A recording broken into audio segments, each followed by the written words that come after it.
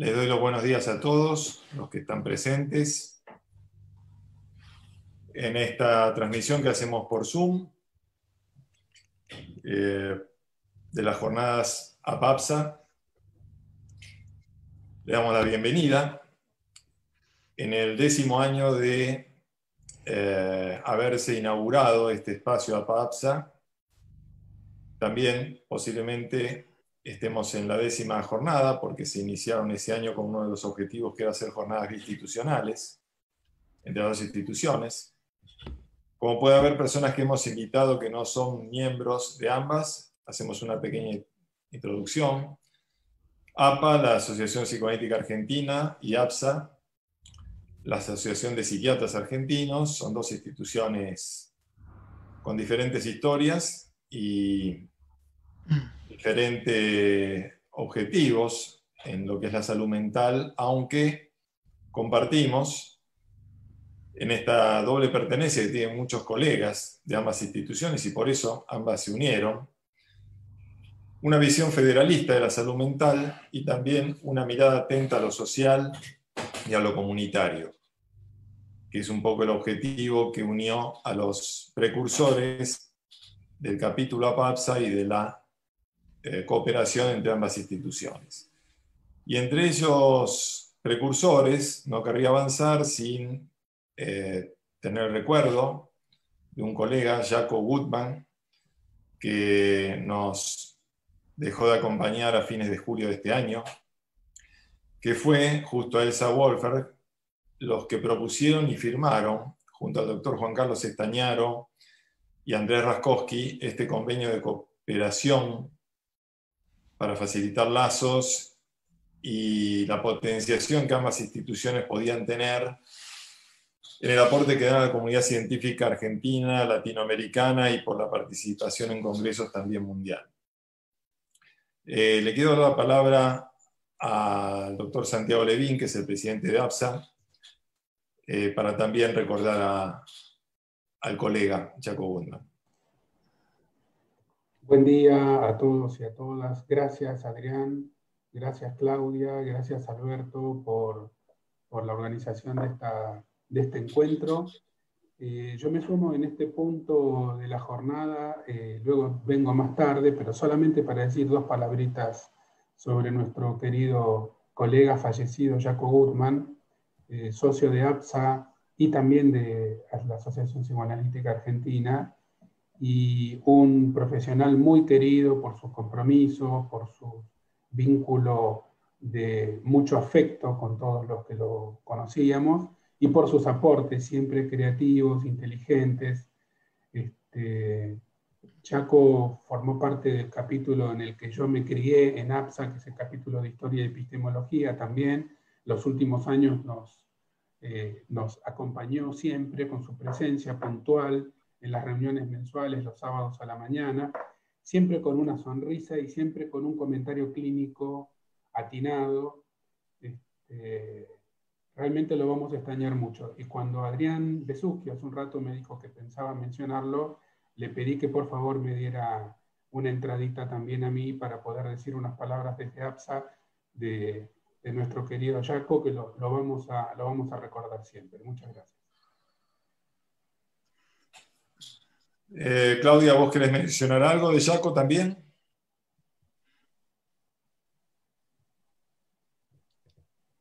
Hay que darle el micrófono. Ahí está. Sí. Creo que también APSA publicó, y nosotros también, la memoria que hizo de Jaco, su hijo, Daniel Gutmann, que fue realmente muy emotiva, y resume un poco, además, el sentir de muchos de nosotros. Jaco era alguien que nos enteramos, digamos, la edad que tenía cuando falleció, parecía mucho más joven porque tenía una vitalidad enorme y hasta último momento, mientras tuvimos reuniones presenciales, tuvo una presencia, vale la redundancia, muy intensa en APA, lo conocíamos mucho todos. Es decir, la verdad es que sí, fue una pérdida, y como todas las pérdidas que padecimos a lo largo de esta pandemia, más dolorosa por no poder abrazarnos o vernos, y todo el tema que se suscitó a causa de los duelos que tenemos que atravesar en la pandemia, que ya nos cobrarán alguna cuenta después. Por ahora estamos resistiendo esta forma de despedir a los colegas, que por lo menos lo podemos hacer de esta manera, viéndonos, que no es poco, que no es poco. Muchas gracias. Bueno, gracias, doctora Borestein y doctor Levin, por el recuerdo de Jacob Goodman. Y así es como estas jornadas, en su 10ª edición, tradicionalmente se celebraban en ambas instituciones, primero sobre APA, después cuando APSA tuvo una reestructuración arquitectónica y tuvimos un lugar muy atractivo y muy completo para realizar las jornadas los días sábados. Los viernes nos reuníamos en APA, los sábados en APSA. Y además de muchas mesas y mucho intercambio, que a veces era transmitido también a otras provincias, compartíamos un break entre cada actividad, entre los colegas, tomábamos un café, al final de las jornadas teníamos unas empanadas. Bueno, todo esto ahora nos encuentra en un Zoom. Lo que ha sucedido en pocos meses hace que esto sea imposible. Y a la vez quiero agradecer esta posibilidad que tenemos de tener una sala Zoom para muchas personas, que nos favorece el laboratorio Investia, a quien le agradecemos en la persona de su gerente de marketing, que es Jorge Diego, y en su jefa del equipo de neuropsiquiatría, que es Patricia Barchielli, además del APM, del visitador, que es Juan Álvarez, a quien les agradecemos la colaboración, que nos permitan llevar adelante esta actividad de esta manera, recibiendo al mayor número de colegas posibles. Entonces, este capítulo, Psicoanálisis, Subjetividad y Comunidad, fue fundado por Cecilia Moise, de Bornea, para acercar esta visión de lo social y comunitario y cómo se articula en ambas la subjetividad. Y de esta óptica venimos señalando, y esto está reflejado en las páginas de los 2 libros que el capítulo editó, que son 2 libros que se llaman Psicoanálisis y Subjetividad, en los cuales llamamos la atención acerca del individualismo que empezamos a ver imperante en la cultura y cómo la subjetividad se veía de alguna manera en la comunidad marcada por este individualismo. Un individualismo que de alguna manera lo que podría generar es una visión del sujeto ligado a la productividad, ligado a las gratificaciones que podía dar el desarrollo de la globalización. La globalización justamente permite que no haya fronteras, que no haya límites entre las naciones, que todos seamos ciudadanos del mundo y que empecemos a recorrer en esta visión justamente ilimitadamente caminos que empezaron a debilitar posiblemente algunos aspectos de la inmunología del ser humano. Y así, la visión puesta en la ganancia ilimitada, en el poder económico y los excesos de producción y el rendimiento, hicieron que se polarice en el mundo las diferencias entre las naciones y las posibilidades de desarrollarse que empezaban a tener estas, tanto sea por el aumento del poder económico e industrial. Esto es algo que siempre señalábamos en nuestras mesas. Mientras tanto, la orgullosa criatura humana, con esta ilimitada posibilidad de trasladarse, veíamos que pisoteaba el planeta en una peregrinación constante en busca de objetos de adoración, ahora proyectados en los museos, en la arquitectura, en destinos turísticos exóticos, y que a la vez buscaban los estudiantes y los jóvenes estudiar en universidades de las naciones más favorecidas, con MBAs, con doctorados, sin los cuales una carrera universitaria en sus países de origen parecía no tener valor. Y así es como llegamos a esta realidad que nos encuentra los psiquiatras y los psicoanalistas implicados doblemente, como miembros de la comunidad unificada y además como testigos y terapeutas que necesitan contener, tratar y a menudo consolar a las personas que padecen estos efectos, que podemos decir, adversos y colaterales de esta situación a los cuales nos acerca la pandemia, que tiene muchos efectos en la salud pública, la salud mental y también en la participación comunitaria. En la actualidad, lo que podemos ver de la pandemia, la atención está puesta no tanto en la persona como en su supervivencia, que ha pasado a ser el bien a custodiar más importante. Y allí vemos que si bien el virus es democrático porque alcanza a todas las personas y es muy difícil defenderse de él, los sectores más desprotegidos de la población son los que presentan mayor riesgo. Son los que no se benefician con el teletrabajo, a los que les es imposible mantener el aislamiento si no son sostenidos por el Estado que de alguna manera los albergue a los cuales pertenecen.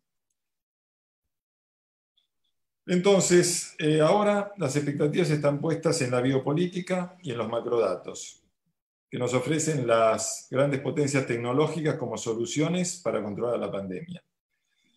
Y esto tiene implicancias en los países asiáticos en cuanto a avanzar sobre las libertades, sobre la identidad, sobre la intimidad de las personas. Pese a esto, vemos que algunas cosas mejoraron con la pandemia y es el ecosistema que retorna a sus lugares naturales, que habían perdido por medio del progreso comercial y tecnológico, de estos orgullosos logros de la naturaleza humana que parece olvidarse de sus orígenes y de cuidar el bello planeta en que pertenecemos. ¿Cuál será el resultado de toda esta situación? En verdad, tenemos cada vez más incertidumbre y un poco la idea de convocar a los panelistas que trabajan en estos temas, que ahora va a presentar el doctor Alberto Álvarez, es el objetivo de estas jornadas. Así que le doy la palabra al doctor Alberto Álvarez, que es el presidente del capítulo APA-APSA, Psicoanálisis, Comunidad y Subjetividad. Hola, buenos días a todos los presentes y bueno, agradezco a los panelistas que hacen posible este diálogo.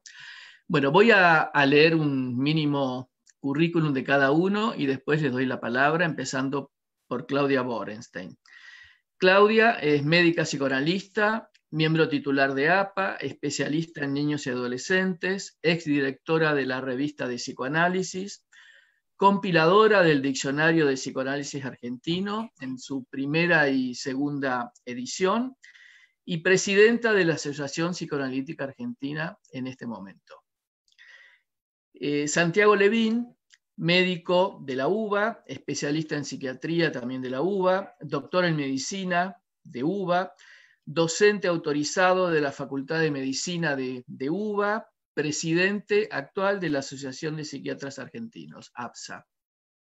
Y Max Cesoni, médico psiquiatra, miembro de APSA, prosecretario de APSA, médico de planta del Hospital Borda y seguramente, como lo conocemos, muchas cosas otras más. Así que bueno, doy la palabra entonces a Claudia Borenstein, en primer lugar. Cancelar. Ok. Bueno, muchas gracias a Adrián por tu introducción tan macro, digamos, de la situación, digamos, que vivimos. Yo intenté varias veces empezar a escribir sobre lo que iba a decir hoy y realmente se me agolpaban tantas cosas que decidí que confiar en mi asociación libre y en las ideas que tengo en la cabeza y también seguir un poco el modelo de la conversación que tuvimos el año pasado con Santiago Levín, una conversación que está en los archivos de la APA y es una conversación muy linda la que tuvimos el 5 de octubre del 2019 en el cierre de las jornadas APA-APSA, siguiendo ese modelo de espontaneidad y de fluidez que tuvimos. Confié en que esto iba a repetirse y, y quería decir dos cosas para empezar. Una, que me gustaría que hiciéramos este archivo común ahora que estamos grabando y que estamos teniendo todas estas posibilidades de registro de lo que hacemos, hacer un archivo común APA-APSA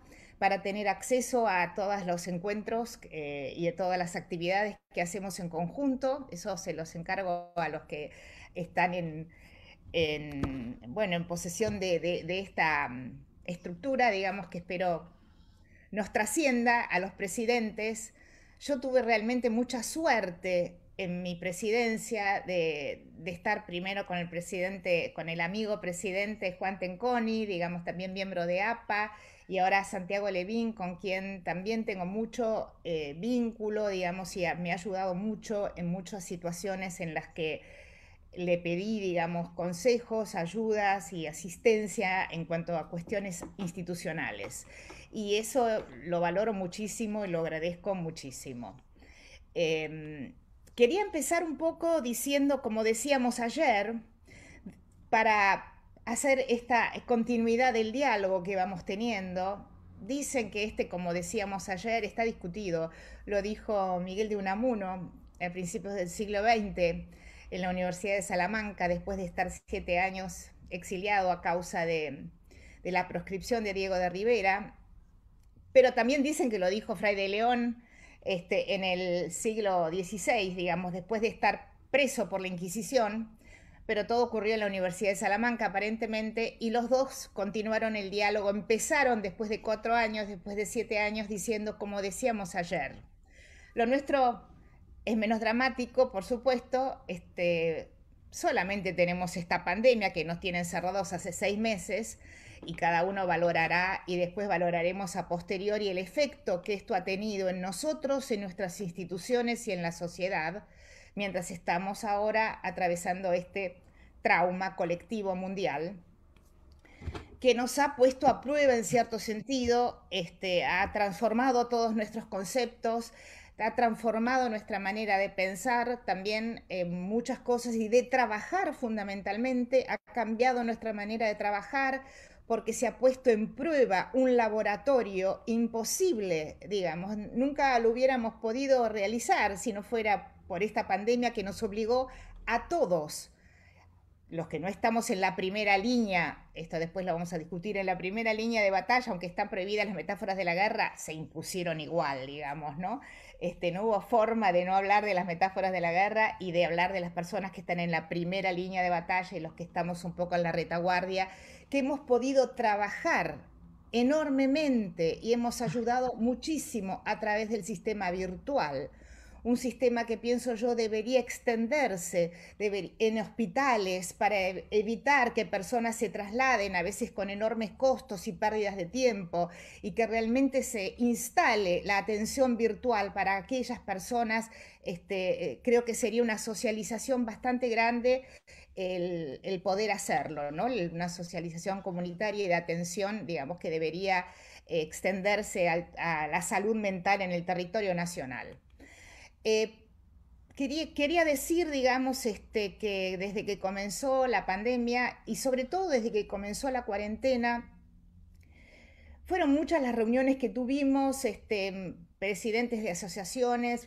Yo tuve muchos diálogos con Santiago, como digo, y agradezco mucho el que él me haya introducido, y esto fue algo bastante excepcional, digamos, me haya introducido, impuesto en contacto con el director nacional de salud mental, Hugo Barrionuevo, y gracias a Santiago y a esta presentación he podido personalmente y en mi representación de la Asociación Psicoanalítica Argentina formar parte de la Red Nacional de Salud Mental, algo que considero realmente muy importante, y estoy segura que esto tiene que continuar, digamos que la APA tiene que continuar formando parte de la Red Nacional de Salud Mental, porque hay una enorme cantidad de profesionales formados con un alto nivel de excelencia que pueden realmente, los que no están insertos en hospitales y en instituciones públicas, trabajar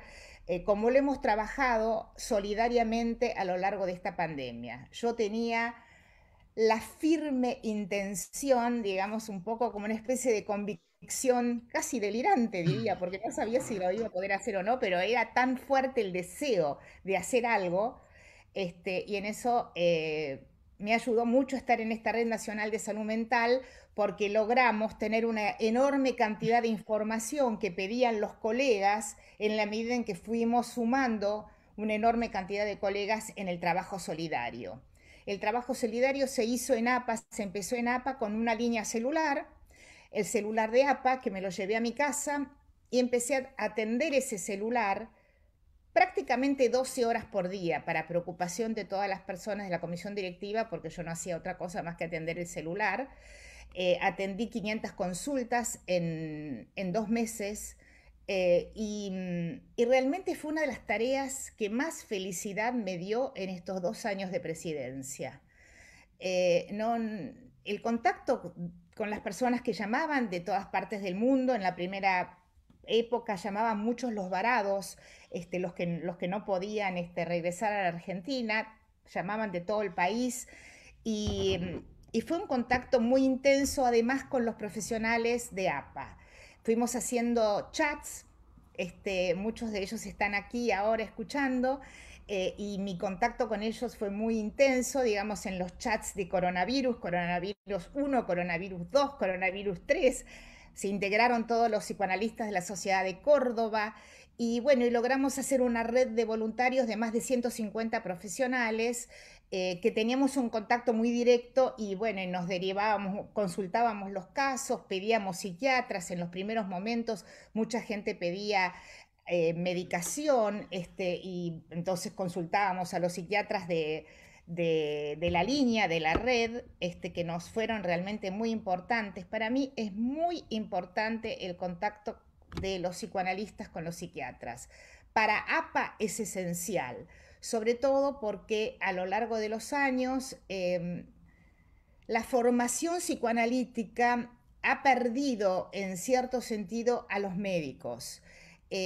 Pienso yo, ya lo dije en la conversación que tuvimos el año pasado, que las exigencias teóricas y clínicas y prácticas de ambas disciplinas, de la psiquiatría y del psicoanálisis, son cada vez mayores y tan intensas que se han convertido en especializaciones que difíciles a veces de congeniar, es decir, lo que además era común, digamos, en una primera época, cuando los psicólogos no tenían todavía acceso a la actividad profesional antes de la ley de Alfonsín,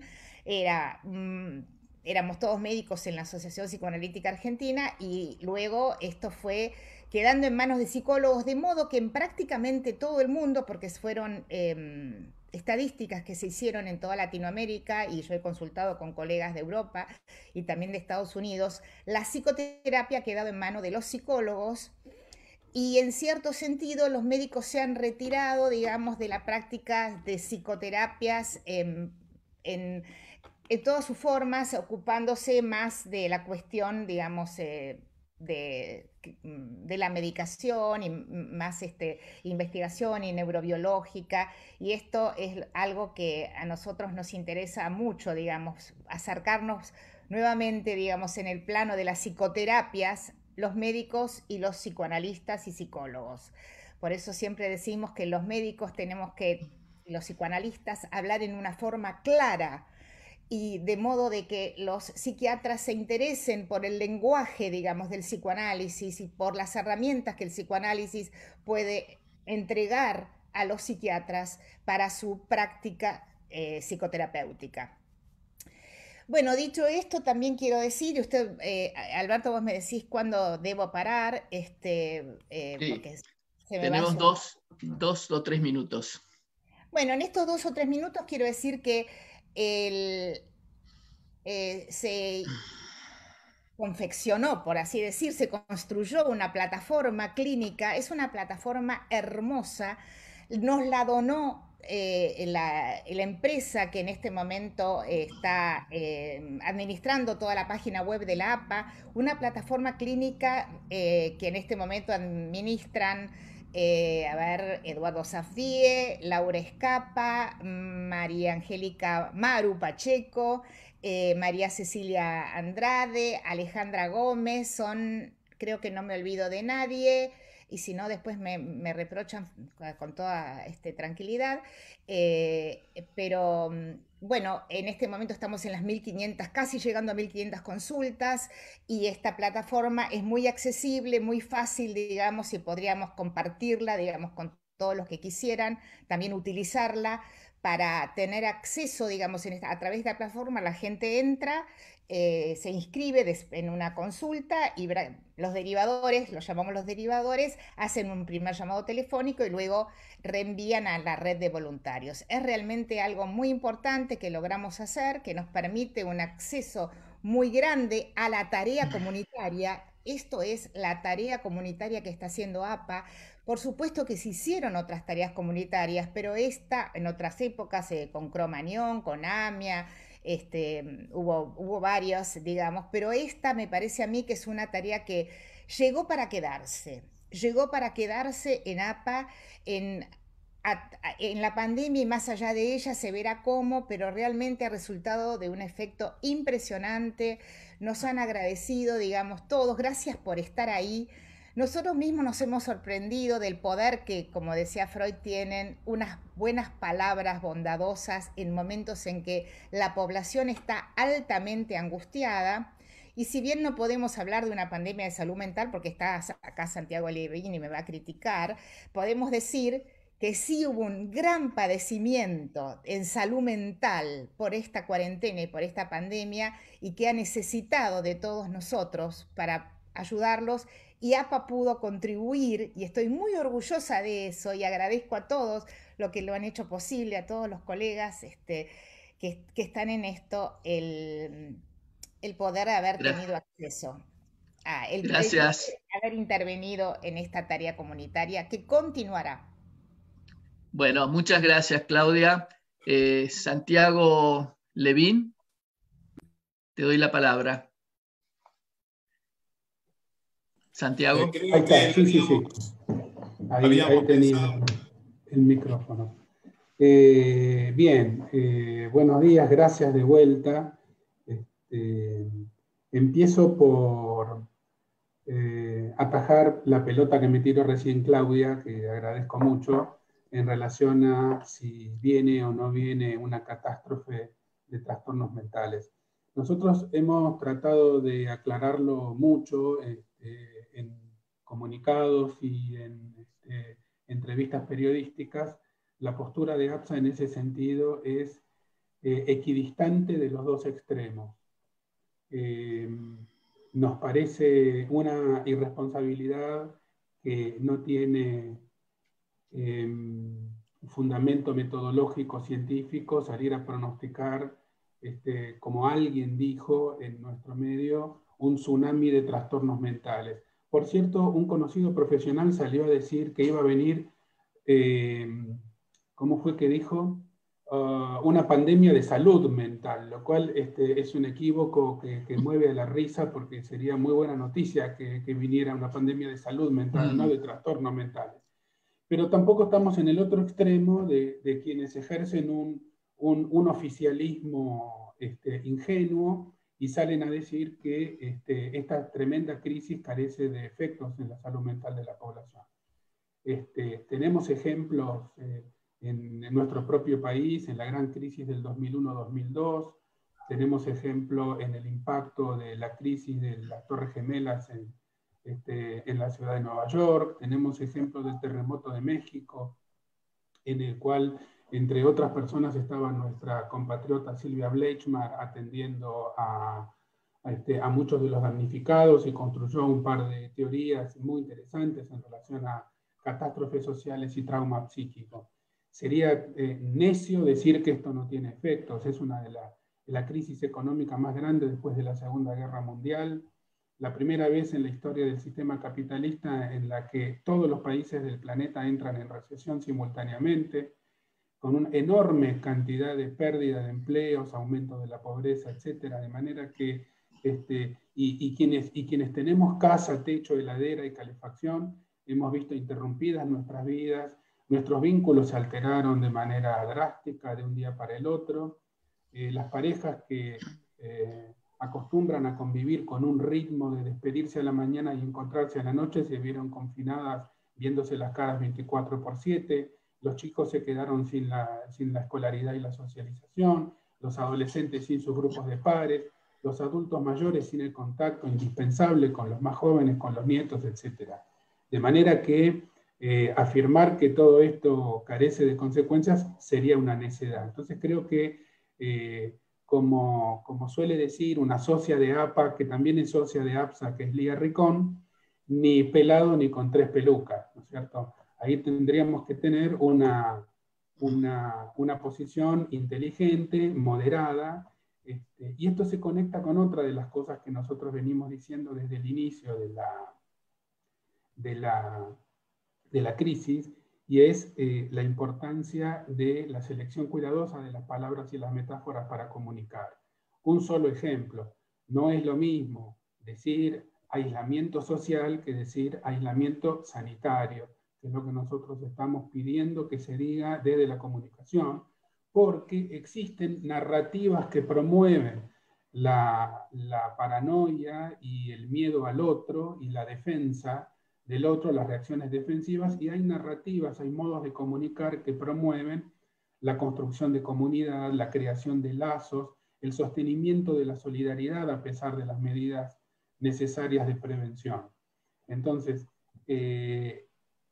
creemos desde APSA, y lo hemos puesto en funcionamiento, que no es una asociación de psiquiatras, no tiene solamente que salir a hablar de trastornos mentales, de neurobiología, del aumento de la incidencia de trastornos depresivos y de la ansiedad o del consumo de tóxicos. Todo esto sí, y también hablar de comunicación y de cómo las palabras generan vínculos y cómo las palabras generan también modos, actitudes y modos para enfrentar crisis de esta magnitud. La tecnología más antigua que tenemos es la de la solidaridad, la de la comunidad. Entonces, desde los profesionales de la palabra, seamos psiquiatras, psicoanalistas, psicólogos, necesitamos en momentos como estos recordar que además del instrumento psicofarmacológico, además del diagnóstico, nosotros manejamos, cultivamos, aprendemos, perfeccionamos uno de los instrumentos más potentes que tenemos, que es el de la palabra, el de la comunicación. El rol de la comunicación en la pandemia va a ser seguramente uno de los grandes temas a estudiar hacia atrás. Vuelvo un poco hacia el inicio. Nuestra asociación y la APSA y APA tienen un vínculo de hace mucho tiempo, incluso antes de la firma de este convenio al que hacía referencia Adrián, que ese convenio en realidad vino a coronar una relación muy anterior con miembros que pertenecen a las dos asociaciones, y además con un recorrido dentro de APSA, que es una asociación multiteórica, donde lo que nos une no es una teoría, sino una ética, un recorrido muy importante del psicoanálisis dentro de APSA también, que se puede ver en algunos de sus presidentes y presidentas de los últimos años, pero también en sus producciones científicas, en las producciones de sus capítulos y en los modos en que distintos miembros de la asociación, los modos teóricos, las aproximaciones teóricas, que se ven reflejadas en las producciones escritas, en las clases, en los congresos mismos, de manera que son dos asociaciones muy, muy interconectadas, y estas jornadas continúan una tradición que merece ser continuada.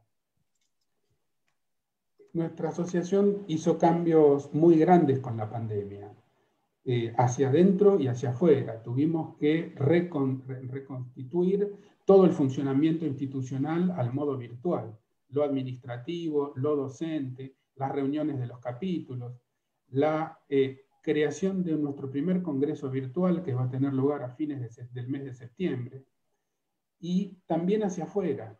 Hacia afuera significa en el terreno internacional. APSA está en este momento integrando el comité de emergencia, que se llama el Comité de Emergencia de Respuesta frente a la pandemia de la World Psychiatric Association, y también hemos tenido varias reuniones con otra de nuestras asociaciones madre, que es la APAL, la Asociación Psiquiátrica de América Latina, y también hacia adentro de nuestro país. Desde el inicio de la pandemia nos hemos puesto a disposición de la Autoridad Sanitaria Nacional y también de las 24 jurisdicciones sanitarias del país, y hemos podido iniciar una larga lista de acciones, de iniciativas junto con las autoridades sanitarias, que van desde atención telefónica hasta la colaboración, por ejemplo, en la confección de la reglamentación para la receta electrónica de psicofármacos, que tenía 2 o 3 rublos de dificultad en relación a la receta electrónica de fármacos en general. Los psicofármacos tienen un poco más de dificultades y eso lo hemos conseguido. También nos hemos ganado un par de llamadas airadas, digo un par porque son muchas más, al haber denunciado situaciones que generaron algún malestar en algunos sectores del sistema de la salud, pero nosotros tenemos la obligación como asociación médica de representar las voces que nos llegan y que nos piden representación cuando aparecen problemas, por ejemplo, al inicio, la escasez de elementos de protección personal, que ahora ya no es tal, pero que en el inicio fue un factor muy preocupante. Luego, también denuncias del no reconocimiento por parte de algunas empresas de la teleasistencia. Entonces, también APSA ahí se metió en ese tira y afloje de tensiones políticas que nos produjo nuestros dolores de cabeza, por suerte, pero creemos que hemos cumplido y que seguimos cumpliendo un servicio no solamente a la comunidad en general, sino también a nuestros colegas del campo de la salud mental también, en cierta necesidad de representación que en nuestro campo falta. ¿Sí, Alberto? Tenemos 1 minuto, Santiago. Perfecto, sí. Estoy cerrando. Para redondear nomás, lo que quiero decir es el diálogo. En lo personal, yo soy psicoanalista, así que alguna vez durante la campaña que se hizo más o menos conocida hace 1 año y medio en APSA, se me criticaba a mí por eso, así que también me han espetado el término psicoanalista como un insulto alguna vez. Yo creo que el diálogo entre APSA y las asociaciones psicoanalíticas, entre ellas la más antigua, que es APA, es un diálogo indispensable para ambas partes. Además, hay mucho afecto personal, hay mucha historia recorrida, y yo agradezco mucho a los organizadores que hayan logrado esto en pandemia y que lo estemos haciendo de todos modos. Muchas gracias. Bueno, gracias, Santiago. Max Cesoni, te doy la palabra. Bueno, ¿se me escucha bien, no? Sí. Sí. Perfecto. Sí. Bueno, en primer lugar, bueno, muchas gracias por la invitación y bueno, por sostener este espacio de encuentro entre colegas tan necesario en estos tiempos. En mi breve intervención voy a hacer algunas reflexiones sobre algunos aspectos que atravesamos los profesionales de la salud mental durante esta pandemia. El 3 de marzo, con la llegada del primer caso de COVID-19 en la Argentina, todo cambió. En solo 2 semanas, una amenaza invisible, de rápida propagación, en un mundo viralizado, cambió nuestras vidas. Todo fue diferente a partir de ahí. Largas filas en los supermercados, góndolas vacías, el barbijo y el tapabocas se hicieron parte de nuestra indumentaria cotidiana. Los chicos dejaron de ir a la escuela y tampoco pudieron volver a salir a jugar. Las clases se convirtieron en espacios virtuales, a los trabajadores se los mandó a sus casas, algunos a hacer teletrabajo. Nuestros encuentros sociales se virtualizaron, los ancianos no pudieron salir a la calle, a las familias se les alargó el tiempo de compartir y la convivencia quedó atravesada por una hiperpresencialidad.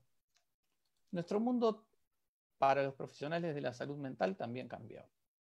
Tuvimos que empezar a usar herramientas tecnológicas que nunca habíamos utilizado para dar continuidad a los tratamientos, para poder sostener el vínculo con el otro. Fue una adaptación muy rápida a la técnica y particularidades de un mundo tecnológico para muchos desconocidos. Este nuevo encuentro con los pacientes, al comienzo resistido por algunos, y en muchos casos se dieron complicaciones de cobertura por los prestadores, tiene algunas características muy particulares. lo sentimos, lo vivimos como más agotador para todos. Casi todos tenemos esa sensación de quedar mucho más cansados con menor cantidad de pacientes. Perdemos muchas señales no verbales, gestos y muchos matices que no son fáciles de detectar, que serían mucho más fáciles de detectar en persona. Otras particularidades que nos introdujo la pandemia es que de un día para el otro aparecimos en los hogares de los pacientes y ellos también viendo el nuestro. Para mencionar otros inconvenientes que fuimos atravesando, fue aquellas dificultades para encontrar privacidad de parte de algunos pacientes, cuando todos los habitantes estaban en el hogar, y también los avatares de la tecnología y sus desperfectos de último momento imprevistos. Se modificó todo el encuadre de manera abrupta y disruptiva. Pese a estas características, nos permitió ayudar a contener y aliviar el sufrimiento psíquico de las personas. Es un desafío que nos demanda una mayor tolerancia a la incertidumbre y una gran flexibilidad. La pandemia es una ocasión para repensar nuevos modelos de abordaje. Otro tema para pensar en la pandemia es el rol que adquirimos los profesionales de la salud mental en nuestra población. La pandemia ha funcionado como una lente, nos ha mostrado lados de la sociedad que no queríamos ver. Nos mostró los sectores más vulnerables y las falencias de décadas en nuestro sistema sanitario. Y también nos mostró el fracaso de un sistema mundial. Cuestiona todos los cimientos y valores de nuestra sociedad. Pero esta crisis nos permite representar nuestro rol en la comunidad, comunicadores con los pacientes y con la misma. Nuestro mensaje, nuestras palabras, tienen efectos sobre los otros. Por ello encontremos palabras que informen y que acompañen. Encontremos palabras que abracen a la distancia. Para concluir este presente es una oportunidad para volver a cuidarnos en comunidad. Es por eso que construir comunidad es crucial si queremos responder a esta pandemia. En estos tiempos debemos identificar quiénes son los más vulnerables en nuestra comunidad y encontrar las mejores formas de cuidarlos. En este recorrido que hemos hecho, podemos identificar muchos de los cambios que fuimos atravesando hasta ahora y frente a los cuales fuimos adaptándonos y aprendiendo a medida que íbamos transitándolos. En este sentido, quizás se puede pensar que aprendizajes podemos llegar a obtener de estos tiempos. Ojalá podamos transformarnos en otra clase de sociedad, en una sociedad de cooperación y solidaria, posiblemente un mundo donde quepan muchos mundos, donde la equidad e igualdad hagan un mundo posible para todas y todos. Ya está. Bueno, gracias Maxi. Yo, si me permiten, bueno, quería decir algunas cosas que estuve también pensando para transmitir hoy, ¿no? Quería como recortar un poco que me pareció tres momentos vividos por cada uno de nosotros en esta pandemia. Un primer momento de aislamiento, yo diría, psíquico y social, ¿no? Donde, como decía Maxi recién, nos encontramos de repente con un cambio en nuestras vidas totalmente radical y tuvimos que empezar a enfrentarnos y a aprender a vivir en esta nueva realidad. Creo que nos llevó un tiempo, nos llevó dificultades, pero lo pudimos hacer a través de esta realidad virtual que hoy nos permite estar aquí y empezamos a conectarnos y a salir de ese aislamiento, yo diría en principio psíquico, ¿no? Y dar lugar como a una segunda etapa de aislamiento social, donde nos trajo dos cuestiones, me parece, trascendentales, aunque, bueno, esto de ir separando los momentos es una manera para ir pensando, nada más. Pero creo que aparecieron las versiones del héroe y el villano, ¿no? Especialmente en un primer momento centrados en el personal de salud. ¿Se acuerdan los aplausos en los balcones? Que no fue solamente acá en la Argentina, sino en casi todos los países del mundo eso empezó a ocurrir y luego se fue perdiendo. Ese héroe se transformó rápidamente en un villano, ¿sí? En un potencial enemigo que nos podía transmitir el virus. Ese ente además tan extraño que por sí solo no tiene vida, ¿no? Esta es una cuestión que me parece que tanto a los psicoanalistas como a los psiquiatras nos va a dar para trabajar mucho, porque es algo, una partícula inerte que adquiere vida cuando entra en contacto con células vivas de nuestro cuerpo, ¿no? Es un efecto realmente casi siniestro. Este segundo momento de aislamiento social me parece que, bueno, que despertó todas estas cuestiones, el rechazo, el miedo al otro, al diferente, y también esto que decía Máximo recién, empezar a aprender a cuidarnos nosotros mismos y a tener la idea de que esto es la posibilidad de cuidarnos, de cuidar al otro. Me parece que este es uno de los aprendizajes de esta segunda etapa, que puede dejar marcas y ojalá que deje marcas. Y el tercero es el distanciamiento, como dice Santiago, el distanciamiento social, que creo que es parte de lo que estamos viviendo ahora, pero con un efecto en lo social que me pareció que también nos va a dar tema para pensar mucho, que es cómo en ciertos grupos se cuestiona el tema de la verdad, ¿no? ¿Existe este virus? ¿No existe? Las vacunas. Bueno, todo lo que en estas manifestaciones y en los medios se está discutiendo, diríamos, es un cuestionamiento a la verdad y quién es el dueño del saber. ¿Existe un dueño del saber?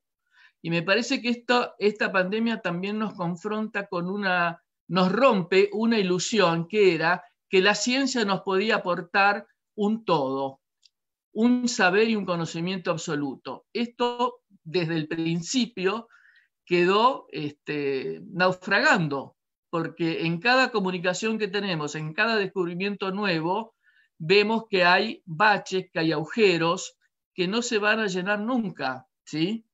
Y esto si bien es algo que lo sabíamos de alguna manera, pero teníamos la ilusión de que eso nos daba una cierta protección. Ahora eso no existe, ¿sí? Entonces, ¿quién es el dueño de la verdad? ¿Hay un dueño de la verdad? No lo hay, pero aparecen cuestionamientos a las verdades parciales que pueden surgir en este momento. Lo otro que yo quería traer, que lo trajo Claudia también, es algo que nos toca muy de cerca a los psicoanalistas, y es que en esta experiencia que nos toca vivir a nivel mundial, nos confronta con esta cuestión del análisis virtual, ¿no? Que se ha implementado en casi todos los países del mundo, pero creo que con una característica única, que es, por un lado, que es mundial, y por otro lado, que es la primera vez, me parece, que los analistas tenemos la posibilidad de que toda nuestra práctica prácticamente pase a ser virtual, no toda, pero casi toda, porque hay algunos colegas que ya han comenzado a atender en forma presencial, pero que también nos ha permitido hacer nosotros nuestra experiencia, tanto de supervisiones virtuales como de análisis personales virtuales, cosa que antes no había pasado, porque las experiencias tanto que teníamos de análisis por Skype o virtuales eran por viajes, por situaciones muy particulares de distanciamiento. Entonces, esto es algo diferente, insisto, porque el que lo quiere, el que lo desea, ha podido hacer su experiencia tanto de supervisiones como de análisis personal virtual. Y esto va a dejar marcas en lo que nosotros practicamos como psicoanálisis. Yo diría, nos va a dar la posibilidad mayor de que cada psicoanalista pueda tener con el paciente su encuadre aporter de lo que se necesita en ese momento, ¿sí? Bueno, también quería transmitir que en mi experiencia como psiquiatra, he podido ayudar también a muchas personas, ¿no? Y he visto cómo esto que describían ustedes, estos síntomas, estas transformaciones, no sé si llegan a ser síntomas, pero manifestaciones sintomáticas de mucha angustia, de mucho miedo, tanto la palabra como la psicofarmacología, cuando es necesaria, traen un alivio inmenso. Y me parece que esta es una de las cuestiones, ¿no?, que traía tanto Claudia como Santiago. Bueno, ¿qué es lo que cura, diríamos? Hay momentos en que nosotros apostamos absolutamente a la palabra, otros momentos que necesitamos de una intervención de un fármaco o de otro tipo de intervenciones que también nos puede dar la psiquiatría. Y me parece que tanto Claudia como Santiago esto lo tienen muy en claro, ¿no? Bueno, el psiquiatra no es solamente aquel que receta y que dice lo que hay que hacer, sino que puede escuchar, puede contener y dar un lugar y alojar a este otro en este momento tan desesperado y tan necesitado de un alojamiento psíquico, social, médico y en algunos casos familiar. Bueno, vamos a dar ahora un espacio para intercambios entre ustedes, para este diálogo que queremos que continúe y que fructifique en estas relaciones tan intensas y tan amigables que tenemos con las dos instituciones. ¿Puedo? Sí, sí, ahora es libre. El que quiere, tome la palabra. Bueno, primero quería decir que es muy importante para mí, y espero que lo sea, digamos, también para las gestiones que siguen, la palabra de APSA. Es decir, nosotros tenemos un contacto muy intenso con lo que APSA comunica, seguimos todos los comunicados, en general nos alineamos mucho, tenemos una intervención menor como institución en lo político, pero tenemos una intervención y en ese sentido estamos alineados con APSA y desde ya que, eso lo tengo que decir, es un orgullo que el doctor Santiago Levín, nuestro amigo, sea que asesora al presidente de la Nación y es una tranquilidad que esté asesorándolo, esté en el equipo de asesores también, porque en cierto sentido nos parece que, a mí me parece que a través de él nuestra palabra va a ser escuchada. Se fue muy demandado que se tenga en cuenta la cuestión de la salud mental en la pandemia. Y desde ya que hubo extremos, y entiendo a quiénes están dirigidas las críticas por los extremos, todos lo sabemos, pero es innegable que ha habido enorme padecimiento, pareciera, digamos, no hablamos de catástrofes futuras, no sabemos lo que va a pasar y confiamos también en la resiliencia de la población desde el punto de vista psicológico, pero bueno, va a haber daños respecto de la cuestión económica y social, eso realmente nos tiene preocupados. Hemos notado en las consultas que recibimos que no son solo son consultas de salud, pero también derivadas de la incertidumbre tremenda que produce a nivel económico y social esta pandemia. Es decir, la gente pierde los trabajos, pierde la obra social, no paga las expensas, pierde sus casas. Es decir, esto está produciendo una complicación. Se me criticó el otro día porque parece que dije que no todo lo soluciona el psicoanálisis, y efectivamente, no todo lo soluciona el psicoanálisis, por supuesto. Hay cuestiones sociales para las que hay que poner en marcha mecanismos sociales que no tienen que ver con la acción en salud mental, que tienen que ver con una acción social de dar ayuda y que evidentemente hay que reclamar, ¿no es cierto? Entonces, por un lado quiero decir eso, Santiago, que nosotros estamos muy orgullosos de que seas en este momento quien representa la voz de la salud mental y que se escuche eso, y que se escuche el enorme padecimiento que tienen las personas, que no es poco. Hemos visto digamos, hemos hecho algunas estadísticas así caseras a través de todas las consultas que hemos tenido, que no son pocas, 1500 consultas, en donde detectamos que el nivel de angustia está en todas. Es decir, la angustia es la consulta mayor. Estoy angustiado por esto, estoy angustiado por lo otro. Por supuesto que la angustia no es una enfermedad, es un síntoma, pero ha incrementado enormemente el nivel de angustia en la población por todos los problemas que está padeciendo, de encierro, de convivencia. Me gusta la idea que dijiste, Santiago, de hablar de aislamiento sanitario. Nosotros hemos hablado mucho, no tenía, pero como es un aislamiento y la gente se siente aislada, convocamos mucho a conectarse del modo en que nos estamos conectando nosotros, ¿no? Por supuesto que no es lo mismo que verse. Los abuelos quieren abrazar a los nietos, a los hijos, los jóvenes quieren tener relaciones sexuales, las tienen igual, obviamente, porque esto está ocurriendo, digamos, la gente se está escapando de todas las formas posibles del encierro, digamos, excesivo, digamos, y apelando enormemente a la responsabilidad personal. Evidentemente hay un control social y tiene que haberlo, pero la responsabilidad personal es algo que, bueno, si vamos a convivir con el virus, convivamos y vivamos. Que podamos tener una vida, trabajar, como lo estamos haciendo, la efectividad de las formas de psicoterapia en esta manera virtual ha sido altamente probada.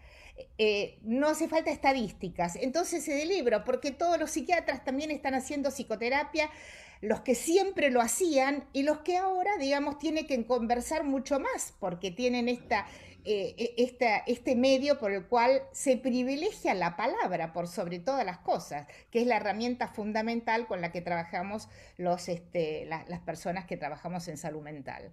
Entonces, bueno, Claudia, ya que estamos teniendo una cosa más y seguimos, ¿qué es el simposium? Vos dijiste, Santi, nuestro simposium también va a ser virtual, estamos experimentando todos, y puesto. abierto y gratuito, y están todos invitados. Este es un regalo que le queremos hacer a la comunidad de psicoterapeutas que nos han acompañado y nos han ayudado tanto, que es que se integren en nuestro simposio para conversar con nosotros. Y Santi. Buenísima Santiago. la invitación. Dos o tres cositas de lo último que se dijo. Primero, yo sé que esto lo digo con un poco con intención humorística, pero muy en serio. No solo los jóvenes quieren tener relaciones sexuales, Claudia. Las relaciones sexuales son para todos y todas, en todas las edades, así que no los limitemos solamente a los jóvenes. Sí. Nos autoexcluyamos. Exacto. En relación a la invitación a formar parte del comité de asesoramiento de presidencia, yo quiero decir una sola cosa que me parece importante, ya que estamos y que se mencionó, dejarlo muy en claro. Para nosotros lo tomamos estrictamente como un espacio de interlocución con el Estado, no como una participación política partidaria. Fuere quien estuviese encabezando el Poder Ejecutivo Nacional en medio de una crisis, si llaman a una asociación como la nuestra, nosotros vamos a decir que sí, nos vamos a sentar en esa mesa a llevar nuestras propuestas. Fuimos escuchados, pero por supuesto que estar allí es una decisión política, pero es importante aclarar que el ejercicio de esa posición se hace desde la concepción de que el personal de salud, y en este caso los médicos psiquiatras, queríamos ser escuchados y fuimos escuchados y podemos participar de un espacio de interlocución con el Estado Nacional que luego empezó a rendir sus frutos. Ustedes vieron, por ejemplo, el remonte muy grande que tuvo el tema que nosotros llevamos allí, entre otros, que es el del acompañamiento de los últimos momentos de vida de personas que están internadas por COVID o por otros motivos. Pero leí en el chat recién, y quiero hacer una pequeña referencia, hay un montón de preguntas y comentarios muy interesantes, pero quiero agarrar uno de ellos. que preguntaba si la reacción con tristeza, con ansiedad, incertidumbre, bronca, debía ser considerada como un trastorno mental o como una reacción pertinente. Y me parece muy importante esa pregunta en este momento porque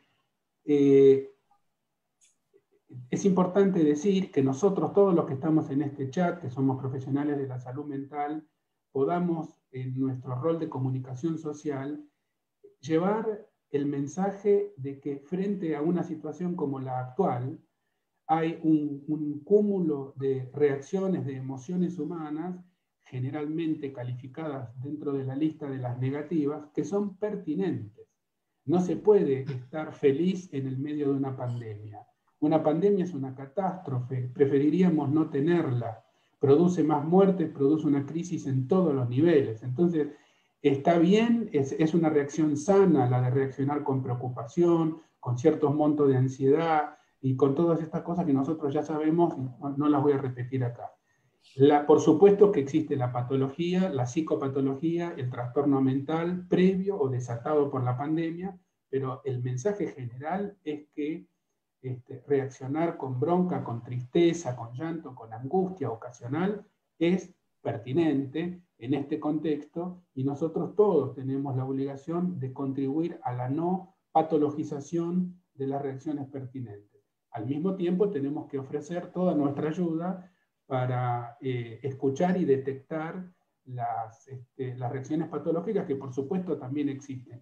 Y otro tema más, y ya suelto el micrófono, Alberto, es que también llevamos en su momento a Olivos, es la preocupación por el cuidado de la salud mental de los trabajadores de la salud en este momento. Eso. En todos los niveles, y no solamente médicos y médicas, son los bioquímicos, los kinesiólogos, los enfermeros, los cocineros, el personal administrativo de limpieza, de seguridad, que están haciendo un trabajo a destajo, con los mismos sueldos magros de siempre, exponiéndose objetiva y subjetivamente a la pandemia y presentando una alta tasa de sufrimiento, allí sí, con trastornos a diagnosticar, con reacciones que no siempre tienen el sostén que deberían tener desde el propio Estado y desde las jurisdicciones estatales. Entonces, este es un punto que es el tema actual en este momento de la pandemia. Claro. Por eso yo quería, gracias Santiago y Claudia, yo quería preguntarles a Max Cesoni y a Adrián, que ellos están, diríamos, no sé si en la primera trinchera, pero ahí muy cerca, que nos contaran un poco la experiencia en el Borda, tanto Adrián como Max, con los profesionales de la salud mental.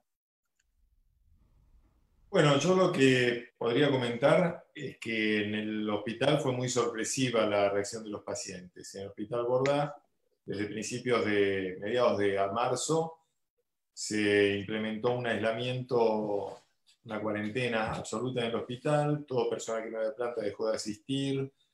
Asistentes sociales, terapistas ocupacionales, trabajadores de los diferentes talleres dejaron de asistir, los pacientes no asisten a talleres, no hay asambleas, no hay clases, no visitan a los familiares no los pueden visitar, no hay salidas salvo para ir a cobrar las pensiones a los bancos, que muchas veces lo hacen acompañados por un acompañante terapéutico o asistente social.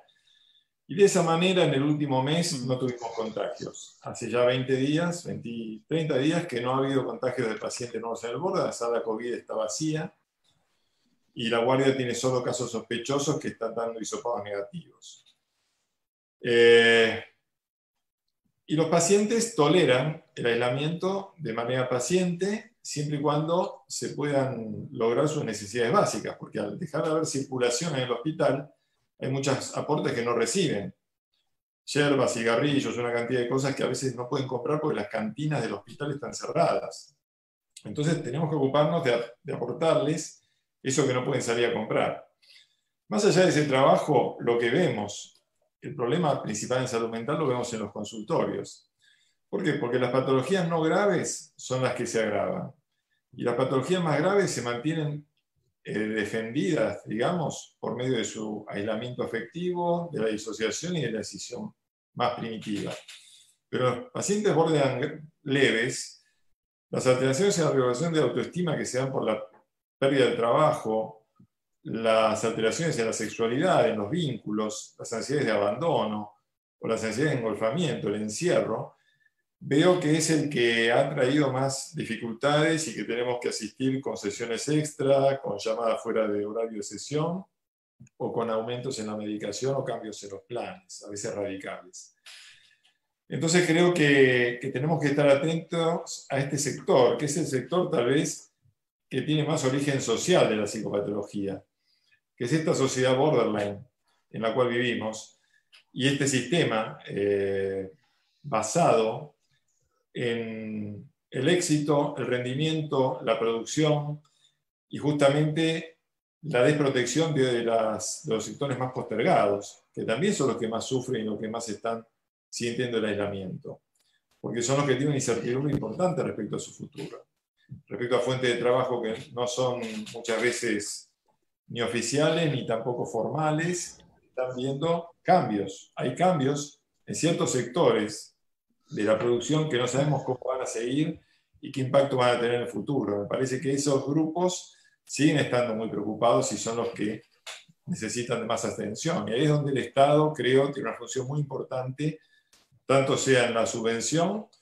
como en la ampliación de camas y la ampliación de asistencia, porque posiblemente cuando el aislamiento no se pueda sostener, las camas van a ser todavía más necesitadas y más solicitadas, porque evidentemente el ritmo de contagio, por lo que vemos en Europa y en otros países que ahora tienen clima cálido, no se puede contener mucho más que en el invierno, ¿no?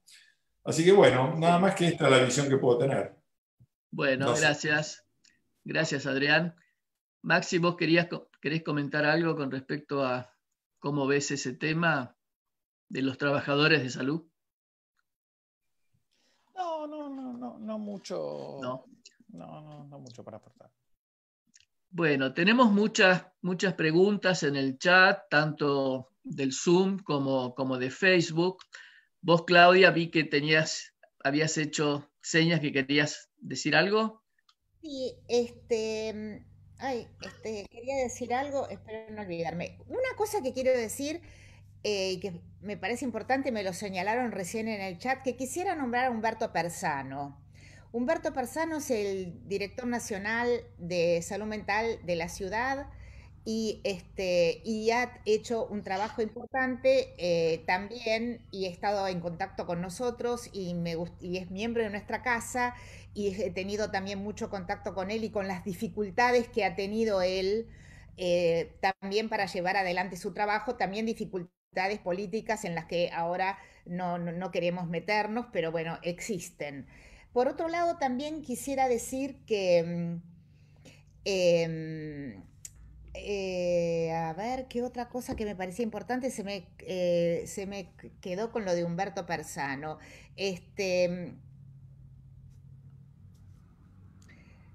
¿Por qué no siguen? Porque de todos modos... Sí, yo voy a leer algunas de las intervenciones y preguntas que tengo de Facebook. Sí, una cosita nomás que Sí, tenía. El hecho de que no hablemos de patologización, esto me parece sí, importante porque estamos hablando de las palabras que se usan. A mí me parece importante que nos pongamos de acuerdo con la terminología que se usa, pero muy importante también que no hablar de patologización y realmente avalar todos estos sentimientos lógicos de personas que tienen miedo, porque si no tuvieran miedo serían inconscientes, de que tienen angustia, que tienen tristeza, depresión, es decir, son sentimientos básicos y lógicos ante esta pandemia, porque si dijeran feliz diríamos, bueno, estás en problemas, ¿no? Aunque hay gente que ha tenido felicidad, si se pudiera hablar de eso en este tiempo, de no tener que salir de su también. casa, de poder convivir con el bebé que recién ha nacido y que no hubiera podido verlo todo el día como lo ha visto, parejas que se constituyeron, por supuesto algunas se han puesto a vivir juntos porque no tenían más remedio, tenían que elegir o separados o juntos, parejas que no se llevaron tan bien, eso no fue tan fácil, es decir, la pandemia ha acelerado muchas cosas. Es decir, ha sido un acelerador infinito de situaciones que vamos a ir viendo a lo largo del tiempo, pero el hecho de no hablar de patologización, de hablar de padecimientos o de sufrimiento, no implica que no tengamos un compromiso muy grande con la sociedad para tratar ese sufrimiento. Ha aumentado la necesidad de tratamientos a raíz de esto. Hemos tenido una enorme cantidad de consultas que nos decían, nunca consulté a un psicólogo, es la primera vez, pero estoy angustiado, ¿qué puede hacer usted por mí? Es decir, la consulta ha aumentado enormemente, la hemos podido efectuar en forma virtual. Yo esperaría que esto se tome en cuenta en el nivel nacional, a nivel gubernamental, para que se instrumenten mecanismos de consulta virtual en los hospitales. Esto sería algo importante. Hemos querido trabajar con los trabajadores de la salud, lo hemos logrado en una importante institución, que no voy a decir el nombre para guardar el secreto profesional. Hemos trabajado en grupos con más de 100 profesionales y trabajadores de la salud mental en una institución geriátrica que se ha visto muy favorecida por nuestra intervención. Fue una experiencia increíble, pero queríamos hacerlo en los hospitales y no pudimos por esa falta de tecnología y de tiempo para decir, hubiera sido realmente interesante poder hacer grupos Valiant en los hospitales, si hubiera habido Zoom, conexión, es decir, cosas que faltaron o que faltaría. Tenemos mucho para hacer. Sí, sí, bueno, llegando... esos son los desafíos, ¿no? Sí, Santiago. Quería agregar que van llegando comentarios de todo tipo. René Flugelman dice que tendríamos que mencionar, y tiene razón, a Alicia Stolkiner, y no solo ella, que también estuvo en esa reunión, sino también a Juan Piovani, que es un sociólogo de La Plata, que los tres completamos lo que ellos llamaron la ampliación. Pero en relación a lo que decía Claudia, yo considero que es un error pronosticar un aumento de trastornos mentales post pandemia por dos razones. Primero, porque no tenemos metodológicamente la capacidad para hacerlo, pero también porque enunciar el pronóstico no me parece una buena idea. Ahora que estamos hablando de esto no es en público, sino dentro del campo de la salud mental, a mí me parece que es bastante obvio que va a haber un aumento de consultas luego de que termine todo esto, como ha sucedido en muchas partes del mundo antes que acá. Un aumento importante de consultas por depresión, por ansiedad, enfermedad, por trastornos de ansiedad. Es probable que haya un aumento de la tasa de suicidios también, como sucedió en la ciudad de Buenos Aires en el 2002. Es muy probable que descubramos un aumento importante en el uso individuo de sustancias, en consultorios de toxicología y de psiquiatría y de adicciones en general. Es decir, en la ciudad de Wuhan, China, donde empezó, digamos, esta pandemia, hubo un aumento grande de la tasa de divorcios cuando se abrió el confinamiento. Entonces, digamos, no patologizar no significa que no estemos viendo también la parte de patología que también tenemos que ver. Aunque sea minoritaria, es altamente importante y es nuestro trabajo, además. Sí, voy a leer algunas de los aportes y preguntas que están haciendo en el chat de Facebook. Valeria Mendizábal dice que en su hospital sostuvieron grupos por Zoom de pacientes graves, a pesar de la distancia, lo grupal se pudo sostener. Parece que en varios hospitales esto siguió de alguna forma funcionando. Preguntan también sobre la receta electrónica de psicofármacos, si está vigente. Hilda Cat sobre si cuidar al que cuida y cuidar la salud mental, tanto de pacientes como de terapeutas, por el nivel de exigencia que nos atañe a todos, y también esto nos abruma. Verónica Mora remarca la importancia de la falta de contacto con la familia de los pacientes internados, ¿no? Que esto es algo que creo que se ha modificado últimamente, esta posibilidad. Bueno, la distinción, Mirta Goldstein pedía que esto que ya, me parece que ya lo hicimos, de entre las manifestaciones y la patología de los síntomas, ¿sí? y Claudia Divar sobre las manifestaciones psicosomáticas intensas que presentan los pacientes. Esto creo que estamos todos de acuerdo. El tema de la verdad incompleta, compartir sin excluir, la posibilidad de las diferentes miradas, Silvia Picors.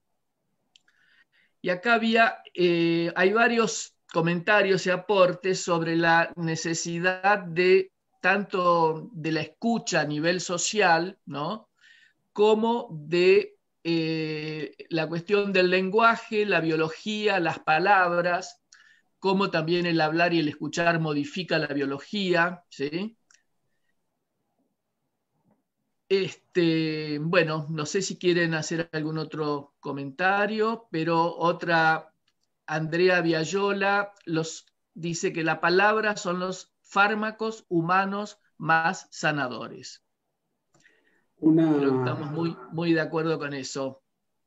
Una querida colega que es miembro de nuestra comisión directiva y es psiquiatra y psicoanalista, Diana Salzman, me manda por WhatsApp cosas que no mencioné y que APSA está haciendo desde el inicio de la pandemia. La verdad que no da el tiempo para todo.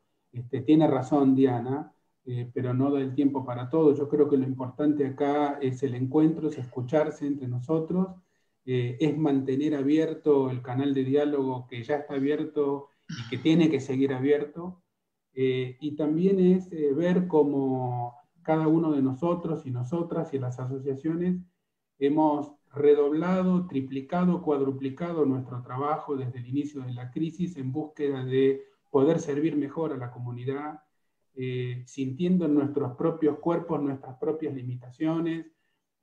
Al inicio todos teníamos la necesidad de salir a la calle a hacer cosas, cuidar a los trabajadores de la salud, cuidar a los vecinos. Bueno, fuimos encontrando los modos más eficaces de poder intervenir con toda la potencia y con toda la limitación que tiene una asociación médica, una asociación psicoanalítica, etc. Estamos aprendiendo todos los días sobre el virus, sobre el impacto en las subjetividades, sobre cómo posicionarnos todos mejor para ayudar. Realmente estamos aprendiendo.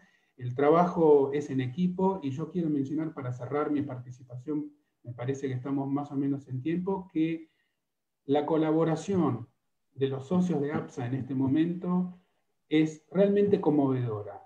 La movilización hacia adentro, digamos, de la masa societaria en los capítulos, en todas las iniciativas que hemos ofrecido a las jurisdicciones sanitarias, es realmente muy, muy conmovedora. Yo me siento muy satisfecho y muy orgulloso como presidente de APSA al constatar el nivel de compromiso, de sensibilidad social, de vocación de servicio y de capacidad reparatoria. Gracias, Santiago.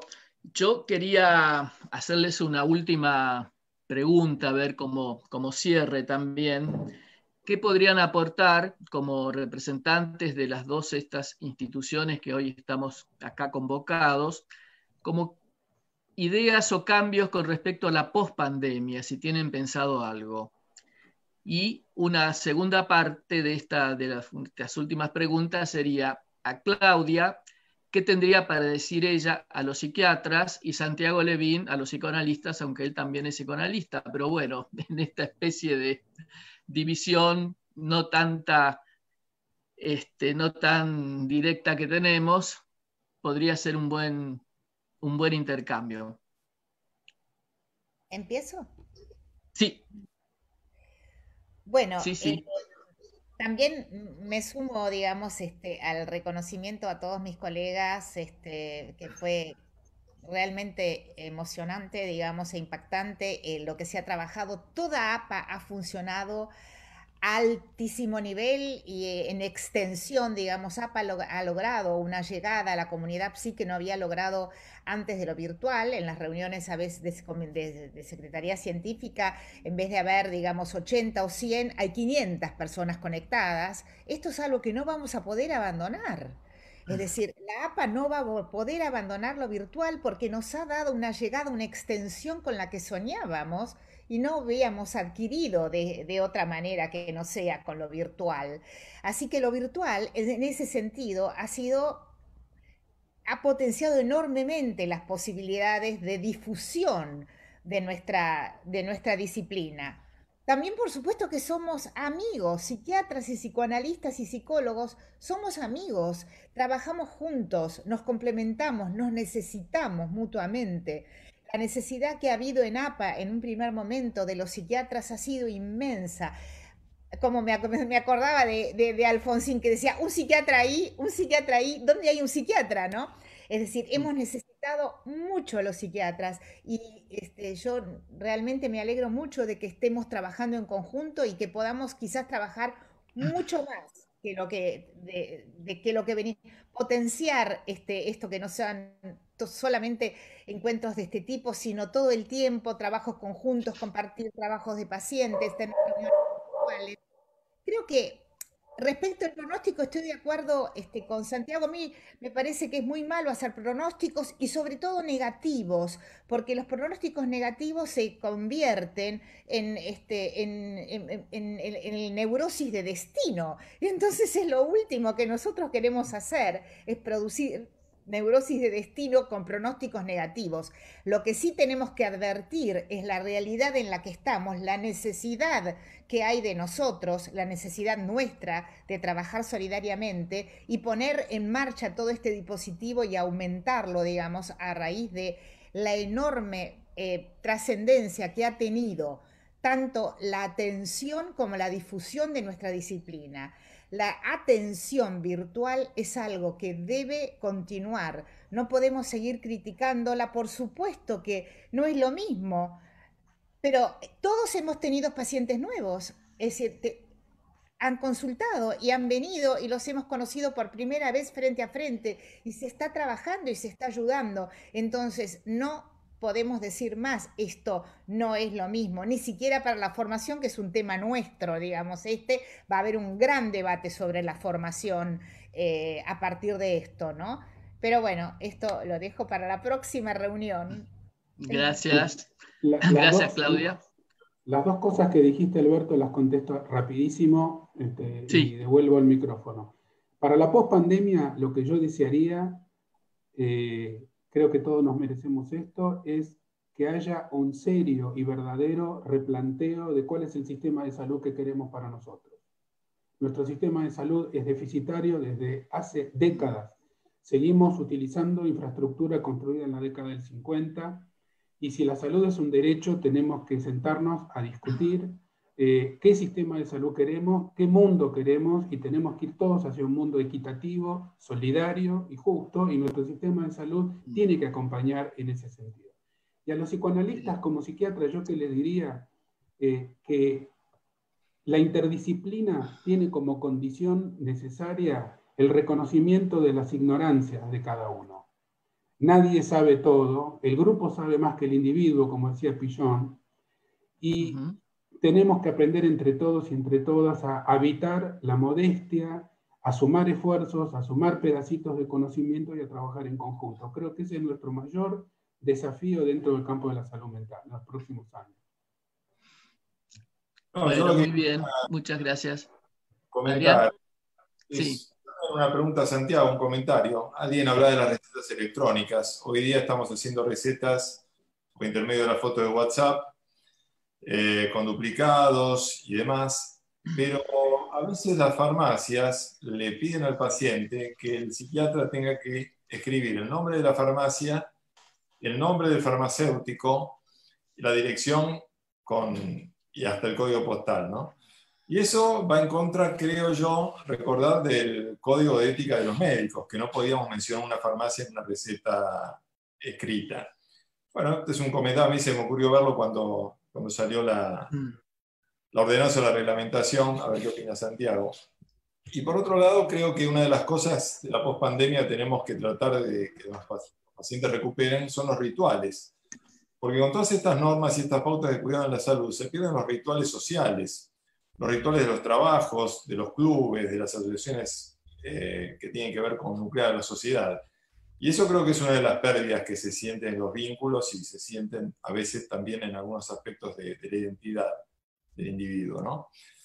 Y por otro lado, creo que espontáneamente las instituciones de salud, lo que yo observé es aumento de la solidaridad entre colegas. Es decir, en el hospital lo que yo puedo observar es que lo que antes andaba medio mal o medio que se trababa, hoy día todos ponen mucha voluntad, desde el camarero, pasando por el cocinero, los enfermeros y demás personal. Todos se están sumando para que las cosas funcionen, salgan rápido y salgan bien. Yo creo que eso es espontáneo y no vino de la mano de ninguna ordenanza, y creo que hace a la vocación del personal de salud, del equipo interdisciplinario que está trabajando por teletrabajo. Todas esas personas que yo dije que no vienen al hospital están online con sus propios teléfonos, sus propias señales, aportando desde su lugar, inclusive los juzgados y las curadurías. Entonces creo que hay un movimiento solidario, espontáneo, que se ve importante en las instituciones y que un poco es el reaseguro de que la pospandemia en ese sentido va a haber aprendido esta experiencia. Y por otro lado también tener en cuenta lo que hace a que no sabemos cuándo va a ser una pospandemia y cómo, como decía Claudia, hoy día en APA ha habido consultas de toda Latinoamérica donde manifiestan los consultantes que en sus países de origen no tienen la posibilidad de tener un teléfono que les conteste una consulta en salud mental. Y cuando veía que a veces no podíamos darles un tratamiento, en verdad se sentían muy frustrados y contrariados del hecho de que sea difícil justamente por las barreras económicas entre los países que no podamos aportar tratamientos, que creo que es una de las facilidades que la salud mental, que es tan rica en Argentina, puede aportar para países limítrofes de Latinoamérica y demás. Bueno, nada más. Bueno, gracias. Maxi, ¿vos querés decir algo más? No, agradecer el espacio de encuentro y sostener, que se siga sosteniendo este espacio pese a esto. Y esto que comentaba Claudia de lo Zoom y lo virtual, ese encuentro que se dio con colegas de todo el país, me parece para destacarlo. Sí. Y cómo creció en todas las asociaciones, cómo empezamos a escuchar tonadas diferentes en todos nuestros encuentros, en todas las reuniones, y se volvió como mucho más rico en la clínica cotidiana, el escuchar experiencias, formas de trabajo de distintos lugares, de distintas regiones. Me parece que es algo que tiene que quedar. Nada más. Bueno, gracias, Max. Quería leer dos comentarios que están acá al final de Facebook, que me parecen interesantes para cerrar. Uno de Pia Iseli dice: recuperar la ética del cuidado, cautela y empatía en la transmisión de la información, la importancia de una palabra prudente que arrope en el desamparo, pero que también transmita criterio de realidad, para cuidar y cuidarnos entre todos. Y otro de Susana Rasinski dice: gracias por mostrar el intercambio interdisciplinario, la ética y el compromiso profesional. Bueno, y yo quisiera agradecer también a todo el personal, tanto de APSA como de APA, que han hecho posible este intercambio, además de todos los colegas que hemos participado, que están conectados. Son momentos, sabemos, difíciles y con muchas cuestiones personales y familiares, pero que están acá y nos han dado la posibilidad de este riquísimo diálogo entre colegas. Así que, bueno, abogo por continuar, como todos los años, este diálogo, y un diálogo también, diríamos, casi cotidiano. Muchas gracias